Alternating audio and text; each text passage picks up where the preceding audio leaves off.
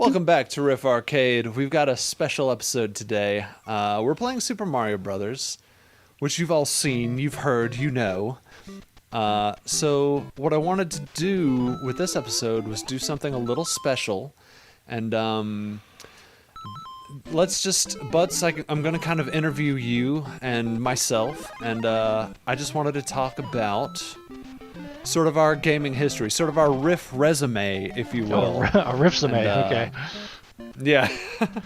So this is a job performance review. Oh God. Yeah. So Butts, this is that scene in Office Space where we sit you interview down you for your own job, yeah. But so we'll start with you, Butts. When did you start gaming, and what sort of locked you in to be a gamer? It was last Tuesday. No, so all right, so I grew up and we had a regular Nintendo. I have no idea where we got it from. I have no idea why we had it. Like we weren't a technological family. But like somehow we just had a regular Nintendo in a couple games. We did have Mario. We had the original Zelda with a gold cartridge. We had Zelda 2, that weird one that was like a top down or like an RPG and then it went to a side scroller. Like it had that one. Yeah. And then I had a couple other games. I think I had like Double Dragon was one that I think we had. Oh yeah. And we just had it. It was just like, we just played it every once in a while. Like we didn't rent video games. We just had it. And like I played it here and there, and I got kind of, into a couple worlds into Mario, but like I had no idea the rules of video games, so yeah. I got to a point in each game where I was like, well, this is as far as I can go. I don't know what else to do, so okay, that's it. So we had that, and then the other system I had was my mom bought me a GameCube, or not GameCube. She bought me a Game Boy. Or I saved up and I got a Game Boy. She was like, I'll make you a deal. If you can save up, the $100 when you're 8 for a Game Boy, I'll buy you whatever game you want. And like that was hard because I was like, oh man, I've got $50. I can buy like 5 Nerf guns with this. So, but I did. I saved up for it, and Mom bought me Metroid 2. And of course, I got about 20 minutes into it. I got to a point. I was like, "Well, this is as far as I go," and like that's it. Yep. And then one Christmas, Return of Samus. Yeah, Return of Samus. And one Christmas, Mom, we had a family friend that was selling some Game Boy games. Oh, that was a bad jump, Josh. And that was a bad jump. she bought. They were selling their games, so she bought me some of those. So I had Mega Man 2, and I had a NASCAR game. Oh, yeah. And I had Kirby, like the Kirby for Game Boy, like the Kirby game, the original Kirby game. Yeah. And what else did I have? I had a Yoshi puzzle game. I've got all these games on DS. I was like, I'm buying my childhood again. So I think Kirby was the first game I actually beat, that I sat down and beat start to finish. So I don't know if that informs. That checks out. Yeah, that informs my video game world. I'm looking at this world through a Kirby lens. But I had that, and I kept the Game Boy, and that was it. That was the only system I had. I think I bought a Game Gear somewhere and tried to play a couple of games on that, but it was like, this is it. But I only got into games in college, where my roommate had a Super Nintendo, and he bought a GameCube when it came out. And that was when I was like, I was older, so I was like, I get this. Like, there are rules to this. There's stuff going on, so... Then I got into it hard. Yeah, I was like, oh my god, my eyes were opened. And I can't remember if I beat Super Metroid or Metroid Prime first, but those were like my gateway games, because I was like, I played a lot of Metroid Prime, and a lot of Super Metroid. That's why you're such a Metroid nut. Yeah, that's why I love Metroid. Yeah. I don't know which was first. I think I beat Metroid Prime first, and then I beat Super Metroid. But that was it. And then we played Smash Brothers, and so I kind of came at it from. I grew up past those games, and then came back to them. So I was like, Ness. Who the heck is Ness? And then I looked it up, and that was a bad jump too. I'm still watching you, by the way. So I know. So I was either familiar with the games. They are at home too. Yeah, they are. Yeah, creepers. And so that I think about halfway through college, I bought an Xbox, the original Xbox. I just got whatever games I could for it, but that was when I was like, all right, I'm in. So Yeah. that was great. Well, I was especially in because I was an RA for a year, and we had no cable in our room, so it was like you have to find ways to entertain yourself without that. So I bought games, and then so I was like, all right, that's my entertainment. So that's when I was in, and then from there I got a 360, and then we have a Switch and all that fun stuff. But it was in college. It was in college that I was like, oh, I get it now. Like you know how, okay, this is the best way I can describe it. You know how when you're in high school and you read To Kill a Mockingbird and you're like, this is boring, this is dumb, this is a stupid book. And then if you ever go back and read it later when you're older, you're like, oh my God, this book's amazing. That's what it was for video games for me. I was like, I don't get this, and it's okay. And then later, when I had the frame of mind to know what was going on, I was like, oh, I get it now. The wasted years. Gotcha. What have I done with my life? Yep. That's interesting. I actually didn't realize you took such a big break between systems, I guess. Yeah, my friends had Halo in high school, and so I was like, oh, this is fun. This Halo game is really fun. But I wasn't like, oh, gaming is fun. I was like, oh, this game that we play is fun. I don't mind playing it. I do have two great stories about like gaming in high school when I was like, no, gaming's all right. And that is, we played StarCraft one night. My friends and I, we would go to one of our friends' houses and we'd have a big StarCraft party. We took up 3 or 4 computers, and I had no idea what was going on. They were just like, here, you click on this button, you do this. They kind of gave me a short little, here's the goal. And so they said, I played the Zerg, which if you know anything about StarCraft, they're the insect race. And what I did was I was like, they decided, we'll leave you alone, we'll let you play, like you're like you barely know what a computer mouse is, so this is okay. So I'm learning the game. I'm like, okay, if I build these little guys, oh cool, and it makes you do this, all right, neat. So I found out that I can build overlords. Oh, these things are in StarCraft, overlords are the big, slow-moving units of the Zerg, but you have to build them in order to build other units. Like, it's kind of like a unit cap. So, like, for every overlord you build, you can build 20 workers or something like that. So you have to build them to kind of keep your numbers up. But I didn't know that. I was like, oh, these guys are big and slow. They must be, like, really powerful. So I built literally 99 overlords.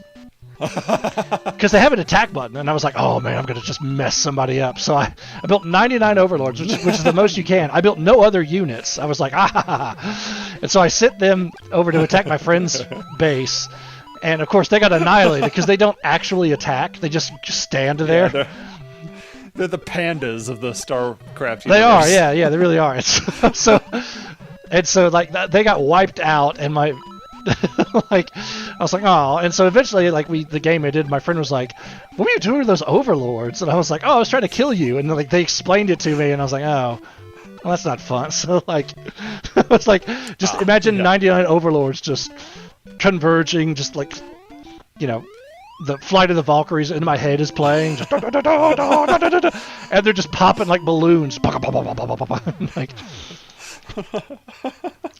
And that was blood everywhere. Yeah, and I was like, okay, so I can't build overlords. And the other great story is, so when this was right around when I was starting to learn how to play Halo, my friends got a 64, and they had Perfect Dark on it, and they're like, all right, Butts, here's what we're gonna do. So they made a custom game where they took all of their health and lowered it to like the lowest level, so like they gave themselves a super handicap, and they quadrupled my health, so I had like this massive health pool. They upped my damage all the way, they upped my speed all the way, like basically they gave me every advantage in the game that you could, and then took away every advantage that they could, and they're like, all right, Butts, we're going to fight. And what I didn't know was that they were just going to try to see how many times they could kill me. So I didn't know how to shoot or how to play this game. So like my first response when someone shot me was to run away. So basically, they turned it into a let's hunt Michael for an hour.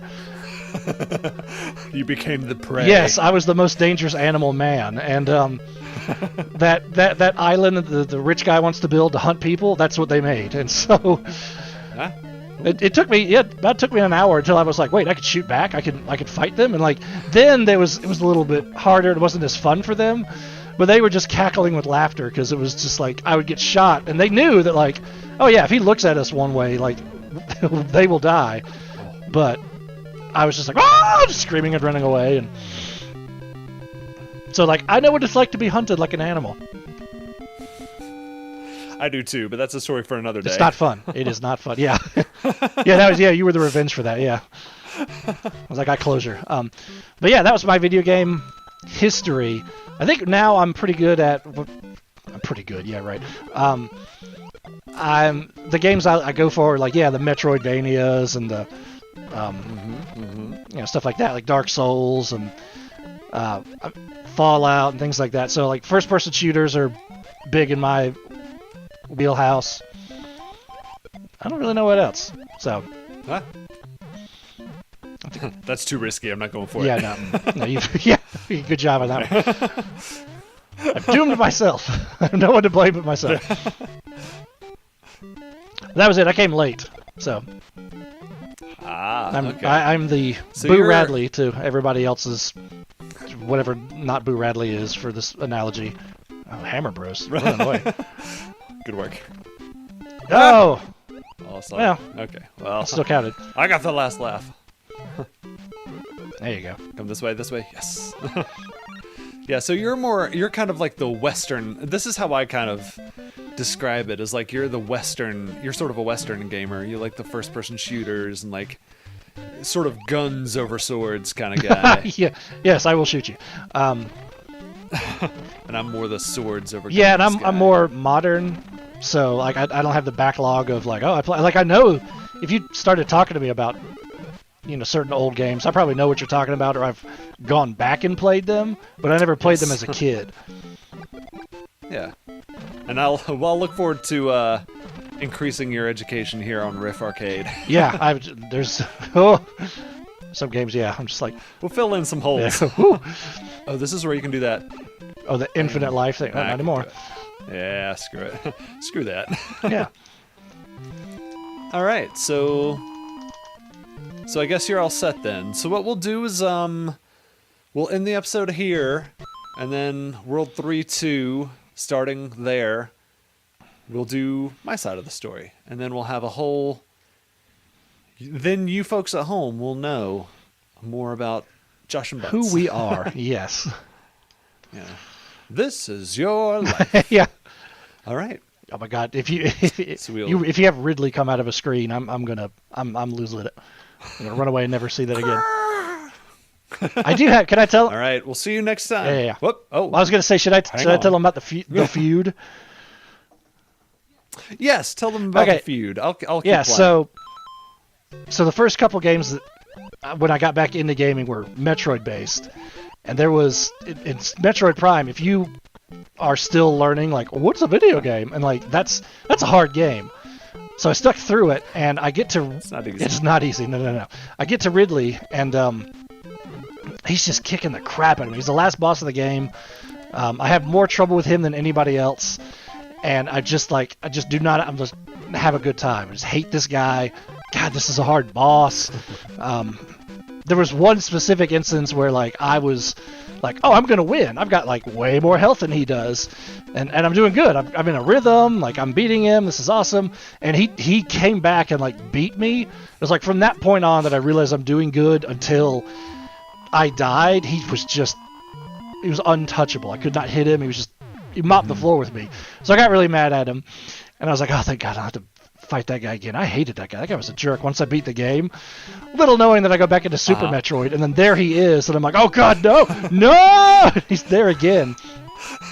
You didn't know he was like one of the recurring characters for the entire Exactly. series. Yeah, I was just like, oh God, him again? And I was like, and he gave me a really hard time. Like, it was the hardest boss of the game. I was like, oh God. I had flashbacks to fighting him in Prime again, and I was like, oh. So like, he got in my head, and he has lived there rent free ever since. So I don't know what it is. It's free real estate. Good Lord, yeah, he's got a good view. But like, every Metroid game or every game Ridley is in, I have a harder time with him than anybody else. It never fails. Like the new Super Smash Brothers, wherever I have to fight Ridley, I have a harder. Like I could beat him, but I have a harder time with him than other people, or harder than I should have. Right. Like in that Super, like because he's in your head, man. Yeah, like that Super Smash Brothers. What was it? Brawl. He's like a mini boss, and yeah, 2 or 3. You fight a mini boss 2 or 3 times, you're good to go in Smash Brothers. Like, oh, okay, I know the patterns and all that stuff. I had to fight him like 8 or 9 times, and he's the only one I had to fight 8 or 9 times. It's just he's there. Like, I always have a hard time with that guy, and I hate him. I hate him so much. I just hate him. He probably hates me too, but he does. I think it's a family thing too, because Rachel played him in Smash Brothers, and she was like, "Oh, I don't like him at all." So he does a vendetta against the Butts family. She inherited the curse. Yeah, he was like, "Oh, you're that guy's wife? Oh." So that guy's any game. Just show me a game. If Ridley's in it, I'm going to have a hard time with him. Okay, you guys heard it. Metroid playthrough starring Michael Butts later on Riff Arcade. Yeah, turn your speakers down because it will be 20 minutes of screaming. Screeching. No! Hate that guy so much. All right. Yeah. So is there anything else you'd like to add? No, I think that's about it. From the Riff. If you know those things, you kind of know where I'm coming from. You also know how to defeat me. It's just place me and Ridley in a room. Butts is number one weakness. He's my nemesis. Yeah. Oh yeah. No, if I saw him in real life, I'd be like, well, I'm done. I mean, to be fair, anybody else would be, but like, yeah, that's. Yeah. No, we're out of here. So there you go. So kill this like you do. Woo, you have no camera anymore. Yeah. So yeah. So thank you for letting me share that about the horrors of absolutely Smash Brothers. Absolutely. And we've given the gift of a longer episode. Yeah. So you get more bang for your buck. I think they'll. Yeah. So there you go. So that's Butts' side of the story. So next time, and this is your victory song, Butts, for finishing your history. All right. So next time we'll get my side of the story. So yes. we will see you next everybody time. later, except for Ridley. You can go die and fall in a pit.